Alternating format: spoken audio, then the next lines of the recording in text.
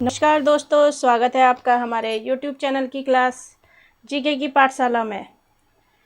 दोस्तों, कैसे हैं आप? अपने बारे में बताइए, कैसे हैं? स्वस्थ हैं, खुश हैं और रोज़ पढ़ रहे हैं? तो दोस्तों, जैसे कि मैं आपको पढ़ा रही थी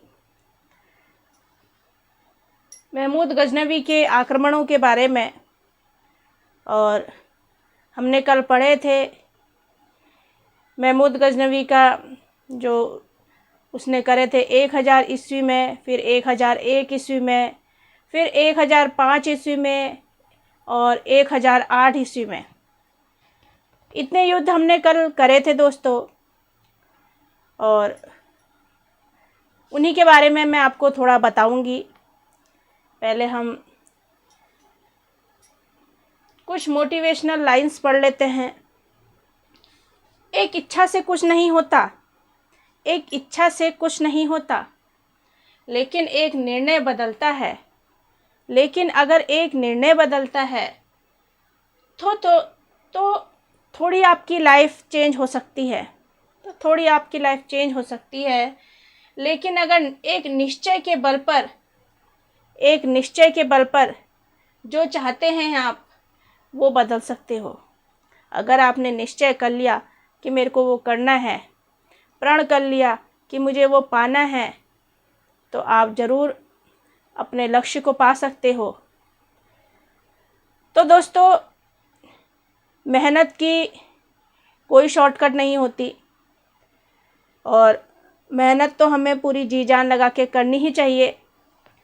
और तभी जब हमें सक्सेस मिलती है तो बहुत खुशी होती है, क्योंकि जो हम अपने मेहनत के बल पर सक्सेस पाते हैं उससे हमें बहुत ज़्यादा खुशी मिलती है। और क्यों मिलती है?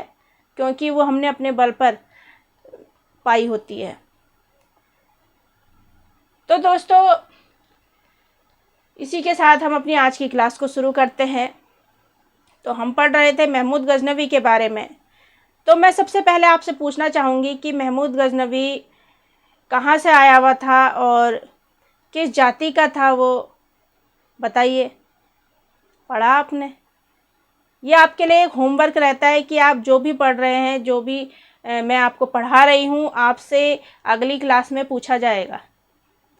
अगली क्लास में इसलिए पूछा जाएगा दोस्तों, जिससे कि आपको पिछला भी रिवीजन होता रहे और आप आगे भी पढ़ते रहें। अच्छा, बताइए, मैंने क्या पूछा था आपसे क्वेश्चन कि कौन था महमूद गजनवी, कौन से वंश का था, क्या उसकी जाति थी, और कब कब उसने आक्रमण किए, कहाँ कहाँ किए, जो भी मैंने बताए। सोचिए, मैं इंतज़ार कर रही हूँ। सोचिए क्या है इसका आंसर। चलिए, उम्मीद है आपने सोच लिया होगा और आपने आंसर भी दिया होगा। तो अब मैं इसका आंसर बताती हूँ कि महमूद गजनवी कौन से वंश से आता था। तो दोस्तों, समानी वंश जो है उसमें उनके पिता जो हैं सूबेदार रहा करते थे, और उनके पिता के द्वारा ही उन्होंने एक गजनवी वंश बनाया, जिसे यामिनी वंश भी बोलते हैं। तो उस वंश से रिलेटेड था महमूद गजनवी, और तुर्क जनजाति का था वो, और मध्य एशिया से आया है, और मध्य एशिया से आया हुआ था। और उसने क्या किया? भारत में आक्रमण तो किया ही, साथ में इस्लाम धर्म का प्रचार किया।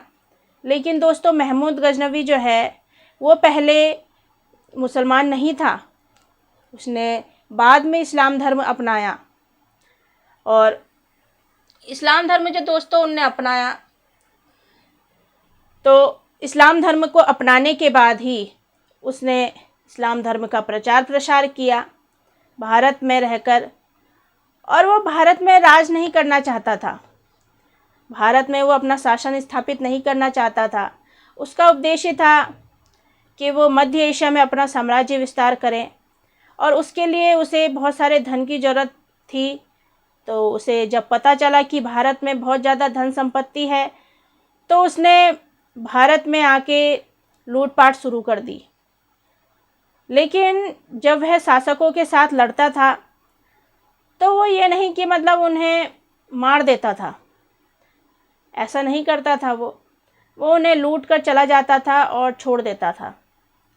मतलब उनका जहाँ भी राज्य होता था वहाँ के सब जगह वो लूटपाट करके जाता था और फिर उन्हें छोड़ देता था, मारता नहीं था उन्हें। अब उसके आक्रमण पड़े थे, हमने 1000 ईस्वी में पढ़ा था, हिंदू शाही राज्य के विरुद्ध पढ़ा था। फिर हमने 1001 ईस्वी में पढ़ा था। 1001 ईस्वी में किसके विरुद्ध हुआ था आक्रमण? हिंदू शाही राजा था जयपाल, जो पेशावर में उसका शासन चलता था, जयपाल का, उसके विरुद्ध उसने युद्ध लड़ा। फिर 1005 ईस्वी में हमने करामीता संप्रदाय के फतेह दाऊद के विरुद्ध उसने युद्ध लड़ा, ये पढ़ा था। फिर हमने 1008 ईस्वी में पढ़ा था कि उस जयपाल के जो पुत्र थे, कौन थे पुत्र? आनंद पाल, उन्होंने युद्ध लड़ा था, महमूद गजनवी से युद्ध करा, लेकिन आनंद पाल भी हार गया। अब उसके अगले युद्ध के बारे में हम पढ़ते हैं। तो दोस्तों उसका अगला युद्ध था 1008 ईस्वी में, यह हमने पढ़ा था, जो वहिंद उसकी राजधानी थी और इसमें आनंद पाल हार गया। ठीक है दोस्तों, अब हमने 1014 ईस्वी में थानेश्वर हरियाणा में चक्र स्वामिनी का मंदिर था। और वो मंदिर किस भगवान का था? कृष्ण भगवान का था। तो वहाँ की वो कृष्ण मूर्ति को उन्होंने तोड़ दिया और वहाँ के मंदिर को भी बहुत ध्वस्त कर दिया और वहाँ जो भी धन संपत्ति थी वहाँ से लेकर चला गया। फिर 1018 ईस्वी में, या आप 1018 इजी वे में याद कर सकते हैं तो 1018 ईस्वी में याद कर सकते हैं। गंगा घाटी पर पहले ये कहाँ आक्रमण करता था? ये सिंधु नदी के पास आक्रमण करता था। और अब इसने कहाँ शुरू करा? गंगा घाटी पर उसने आक्रमण शुरू करा। और इसका आक्रमण ये करा जो इसने, तो यह प्रथम मुस्लिम आक्रांता कहलाया गया। ठीक है दोस्तों, गंगा घाटी पर प्रथम मुस्लिम आक्रमण हुआ। और कहाँ हुआ? गंगा घाटी में भी, कन्नौज और मथुरा के बीच में। कन्नौज और मथुरा में गुर्जर प्रतिहार राजा राज्यपाल के साथ हुआ था इसका युद्ध, महमूद गजनवी का। फिर इसका युद्ध हुआ था 1019 से 20 में, कालिंजर अभियान हुआ था। कहाँ हुआ था ये अभियान? कालिंजर अभियान बुंदेलखंड में। कहाँ हुआ था? बुंदेलखंड में हुआ था। और इसका महान शासक था चंदेल शासक, और जिसका नाम था विद्याधर। बुंदेलखंड में कौन सा शासक रहा करता था? चंदेल शासक विद्याधर। और इसने बहुत बहादुरी से युद्ध लड़ा, लेकिन फिर भी ये हार गया। लेकिन इसने अपने अंतिम समय तक, विद्याधर ने अपने अंतिम समय तक महमूद गजनवी के साथ युद्ध लड़ा। आपसे पूछ लेंगे कालिंजर अभियान में किसने महमूद गजनवी के साथ बहादुरी से युद्ध लड़ा था? तो आप बताएंगे चंदेल शासक विद्याधर।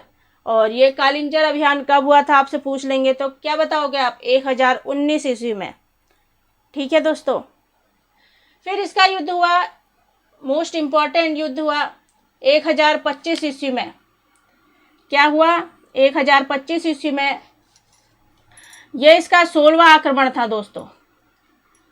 क्या आक्रमण था? 16वां आक्रमण था। 1025 ईस्वी में 16वां आक्रमण था। मैंने आपको बताया था ये सोमनाथ के मंदिर पर आक्रमण करा था। और ये जो सोमनाथ का मंदिर है ये एक शिव मंदिर है। और इस समय शासक कौन था? इस समय शासक था चालुक्य वंश का शासक भीम प्रथम। कौन था? चालुक्य वंश का शासक भीम प्रथम। जब महमूद गजनवी ने 1025 ईस्वी में सोमनाथ पर आक्रमण किया था तो उस समय शासक कौन रहा? चालुक्य वंश का शासक भीम फर्स्ट। और सोमनाथ का मंदिर है, यह शिव मंदिर है। और यह उस टाइम पे लकड़ियों का बना रहता था।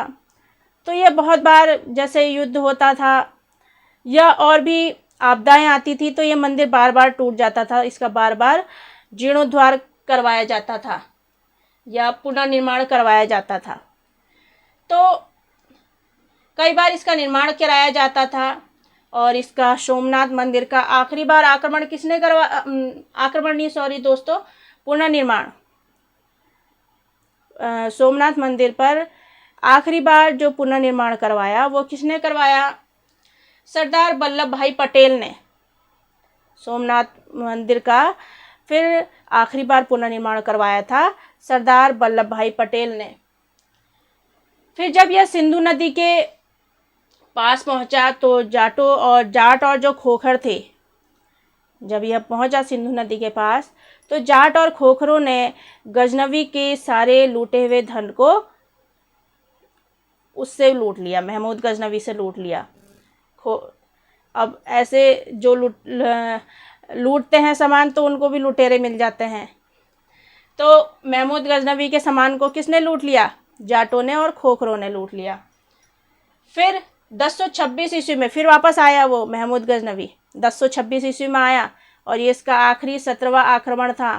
और ये किसके विरुद्ध था? जाटों और खोखरों के विरुद्ध था, जिसने उसका सारा सामान लूट लिया था महमूद गजनवी का। और आक्रमण हुआ और जब आक्रमण किया तो उसने अपनी मतलब हार का बदला लिया जाटों और खोखरों से उस टाइम पे, क्योंकि जब उसे लूटा गया होगा महमूद गजनवी को तो तब वह उसके सैनिक भी कम रहे होंगे, क्योंकि उसने 17 बार आक्रमण किए तो सैनिकों की संख्या भी कम हो गई होगी, इसलिए उसे जाटों और खोखरों ने लूट लिया। लेकिन वो दोबारा आया और दोबारा आया तब उसने अपने जो भी उस पर आक्रमण किया था उसका सब बदला लिया महमूद गजनवी ने जाटों और खोखरों से। फिर 1030 ईस्वी में उसकी मृत्यु हो गई महमूद गजनवी की। 1030 ईस्वी में महमूद गजनवी की मृत्यु हो जाती है। तो दोस्तों इसके आक्रमणों से हमें क्या पता चलता है? इसके आक्रमणों से हमें ये पता चलता है दोस्तों, आप इस तरह से पढ़िए कि हमें उसके सारे नेचर के बारे में पता चल जाए कि वो क्या चाहता था और वो क्या नहीं चाहता था। क्योंकि अगर हमें किसी शासक के नेचर के बारे में पता चल गया तो हम बहुत से क्वेश्चन अटेम्प्ट कर सकते हैं। बिल्कुल सही। अब जैसे आपसे महमूद गजनवी के बारे में पूछ लिया तो मैंने आपको सारी डिटेल में बताई कि उसने आक्रमण क्यों किए। क्योंकि वो मध्य एशिया में अपने साम्राज्य का विस्तार करना चाहता था और उस पर धन नहीं था उस टाइम पे, इसलिए उसने 17 बार भारत पर आक्रमण किए। दूसरा उसका कारण क्या रहा? उसने मुस्लिम धर्म का प्रचार प्रसार किया। तीसरा उसका क्या कारण रहा कि उसने आक्रमण तो किए, भारत पर उसने आक्रमण किए लेकिन शासकों को मारा नहीं। ये भी उसका एक उसके नेचर के बारे में बता सकते हैं। जब उसने किसी को मारा नहीं, किसी शासक को मारा नहीं, सिर्फ वह सामान लूट के चला जाता था। फिर क्या पता चलता है कि महमूद गजनवी जो है इस्लाम धर्म का प्रचार प्रसार तो करता ही था, साथ में वह बहुत सारी धन संपत्ति भी यहाँ से ले जाता था। और ऐसे ही लूट मार करते करते 1030 ईस्वी में महमूद गजनवी की मृत्यु हो जाती है। क्या हो जाती है? मृत्यु हो जाती है। तो दोस्तों पता चला आपको कुछ महमूद गजनवी के बारे में, कैसे कैसे उसने आक्रमण किए। अच्छा बताइए, जो मैंने आपको शुरू से लास्ट तक उसके आक्रमणों के बारे में बताया तो उसके आक्रमण क्या क्या थे बताइए। आप जितने मैंने आपको आक्रमण बताए, 6 या 7 बताए, आप उनके सारे मुझे डेट बताइए। जैसे 1000 ईस्वी में करा उसने आक्रमण हिंदू शाही राजाओं के विरुद्ध। फिर 1001 में करा जयपाल के विरुद्ध। जयपाल को अपनी हार उसे स्वीकार नहीं हुई और उसने सुसाइड कर लिया, आत्महत्या कर ली जयपाल ने। फिर किसके विरुद्ध हुआ? 1005 ईस्वी में फतह दाऊद के विरुद्ध हुआ। वो भी एक मुस्लिम था और उसके विरुद्ध भी उसने आक्रमण किया, तो मतलब वह हिंदू मुस्लिम तो नहीं देखता था। फिर उसने 1008 में किया आनंद पाल के विरुद्ध। आनंद पाल कौन था? जयपाल का पुत्र था, उसके विरुद्ध उसने आक्रमण किया। फिर कौन था? फिर उसने सोमनाथ पर आक्रमण किया, नहीं, फिर उसने गंगा घाटी पर आक्रमण किया 1018 ईस्वी में। फिर 1019 ईस्वी में उसने कालिंजर अभियान किया। फिर 1025 ईस्वी में उसने सोमनाथ पर आक्रमण किया। और 1026 ईस्वी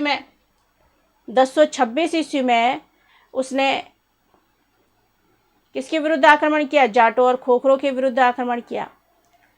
तो दोस्तों उसके बारे में कुछ बातें और बताना चाहती हूँ मैं आपको कि महमूद गजनवी जो है उन्होंने हिंदू सैनिकों को भी अपनी सेना में रखा हुआ था। तो वो हिंदू सेनापति था एक, महमूद गजनवी की सेना में एक हिंदू सेनापति था और उसका नाम क्या था? तिलक नाम था। महमूद गजनवी ने अपनी सेना में हिंदू सैनिकों को भी रखा हुआ था और उसमें एक सैनिक कौन था? तिलक, जो सेनापति था। फिर महमूद गजनवी और मोहम्मद गौरी, इन दोनों की सेना में कौन होते थे? हिंदू सैनिक ज़्यादा होते थे। और महमूद गजनवी ने दोस्तों सिक्के भी चलाए, कॉइन्स चलाए उसने, महमूद गजनवी ने, और उसने चांदी के सिक्के चलाए जिसमें एक तरफ संस्कृत में लिखा होता था। सिक्के के दो पार्ट होते हैं, एक में संस्कृत में लिखवाया था और एक में अरबी में लिखवाया था। एक तरफ संस्कृत में लिखा था और एक तरफ अरबी में लिखा था। और इन सिक्कों को क्या बोला जाता था? दिरहम। क्या बोला जाता था? दिरहम। फिर महमूद गजनवी के साथ साहित्यकार भी आए। अब साहित्यकार क्यों आए दोस्तों? उसने महमूद गजनवी की जो भी कार्यकलाप रहे होंगे तो वो साहित्यकारों ने ही बुक्स में लिखे होंगे, तभी तो आज हम उनके बारे में पढ़ रहे हैं। इसलिए साहित्यकारों का भी वर्णन होता है, क्योंकि इन साहित्यकारों के द्वारा जो लिखी हुई पुस्तकें होती हैं उनसे ही हमें आज पता चलता है कि हमारे अतीत में, हमारे बीते हुए इतिहास में क्या हुआ, कैसे राजा आए, कैसे उन्होंने आक्रमण किया, कैसे उन्होंने भारत में लूटपाट की, कैसे शासन किया, इन सब के बारे में कहाँ से पता चलता है? इन साहित्यकारों की द्वारा लिखी हुई पुस्तकों से ही तो पता चलता है। इसलिए साहित्यकारों की बहुत ज़्यादा भूमिका है इतिहास में। अब जैसे दोस्तों महमूद गजनवी के साथ जो साहित्यकार आए वो कौन थे? एक तो अलबरूनी आए थे। इनकी पुस्तक का नाम मैंने आपको सबसे पहले बताया था, किताबुल हिंद, तहकीक हिंद और भारत की खोज, ये इनकी पुस्तक का नाम था। और यह किस भाषा में लिखी हुई थी? अलबरूनी की किताब अरबी भाषा में लिखी हुई थी। फिर एक आए थे इनके समय फिरदौसी आए थे जिन्होंने शाहनामा लिखी थी और यह फ़ारसी में लिखी हुई थी। और फिरदौसी को ही पूर्व का होमर भी कहा जाता है। फिरदौसी को ही पूर्व का होमर भी कहा जाता है। और कश्मीर को इन्होंने पृथ्वी का स्वर्ग कहा। जो कश्मीर है, जिसके लिए अभी भी लड़ाई होती है हिंदुस्तान और पाकिस्तान में कि कश्मीर मेरा है, कश्मीर मेरा है, उसको उन्होंने कहा, किन्होंने? फिरदौसी ने पृथ्वी का स्वर्ग कहा। फिर उतबी आते हैं। उतबी ये महमूद गजनवी के दरबारी इतिहासकार रहे और इन्होंने एक पुस्तक लिखी, तारीख़ यामिनी। जो उतबी के द्वारा लिखी हुई पुस्तक थी तारीख़ यामिनी, वो महमूद गजनवी का दरबारी इतिहासकार था। और ये जो पुस्तक इन्होंने लिखी तारीख़ यामिनी, वो अरबी में लिखी हुई है। किस में लिखी हुई है? अरबी में लिखी हुई है। फिर बेहाकी भी आया था इनके टाइम पे और इन्होंने कौन सी पुस्तक लिखी? तारीख़ सुबुक्तगीन। सुबुक्तगीन से कुछ याद आ रहा है? कौन थे सुबुक्तगीन? सुबुक्तगीन महमूद गजनवी के ही पिता थे। तो बैहाकी ने लिखी तारीख है सुबुक्तगीन, और इन्हें पूर्वी पैप्स भी बोला जाता है, पूर्वी पैप्स। तो इतनी सारी मैंने आपको इनके बारे में, महमूद गजनवी के बारे में टॉपिक बताए, उनसे जुड़े हुए साहित्यकार भी बताए जो उनके समय आए हुए थे और इन्होंने इतनी सारी रचनाएं की। अब हम इससे आगे पढ़ेंगे मोहम्मद गौरी के आक्रमणों के बारे में, जिसने भारत पर राज्य भी किया, और इसके बाद इनके गुलामों ने भारत पर शासन किया, और बहुत से इन्होंने क्या बनाई, वास्तुकला का निर्माण करवाया। अब गौरी के आक्रमण कब हुए? 1175 से 1206 ईस्वी तक रहे। कब तक रहे? 1175 से 1206 ईस्वी तक रहे। तो दोस्तों बताइए कि जो महमूद गजनवी के सिक्के होते थे वो किस भाषा में होते थे? एक तरफ संस्कृत में और एक तरफ अरबी में लिखे होते थे। और इन सिक्कों को क्या कहते थे दोस्तों? इन सिक्कों को कहते थे दिरहम। क्या बोलते थे? दिरहम बोलते थे। फिर क्या बताया मैंने आपको कि महमूद गजनवी और मोहम्मद गौरी के समय ज़्यादातर सैनिक कौन रहे? हिंदू रहे। कौन रहे? हिंदू रहे। और कौन कौन से साहित्यकार आए इनके समय, महमूद गजनवी के समय? अल बरूनी आए, फिरदौसी आए, कुतुबी आए, बैहाकी आए, और सारे मैंने आपको बता दिए हैं। तो ये सारे साहित्यकार इनके समय आए, इन्होंने रचनाएं की, और इन्हीं रचनाओं के द्वारा आज हम इनके बारे में पढ़ रहे हैं। तो दोस्तों मेरी आज की क्लास आपको कैसी लगी ज़रूर बताइएगा, और मेरे वीडियो अगर अच्छे लगे हों आपको तो लाइक, शेयर और सब्सक्राइब भी ज़रूर कीजिएगा, और अपना ध्यान रखिएगा। मिलते हैं अपनी अगली क्लास में। Thank you.